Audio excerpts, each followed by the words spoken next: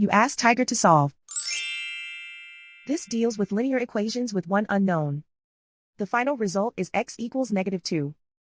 Let's solve it step by step. Move the negative sign from the denominator to the numerator. Group all constants on the right side of the equation. Subtract 3 from both sides. Simplify the arithmetic.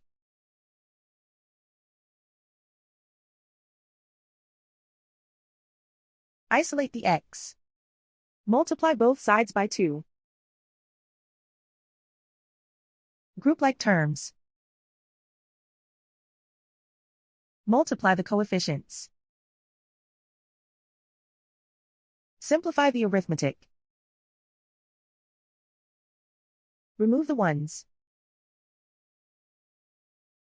Convert the x into a positive number.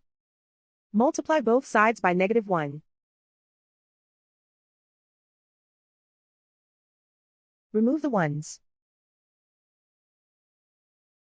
Simplify the arithmetic. And so the final result is x equals -2.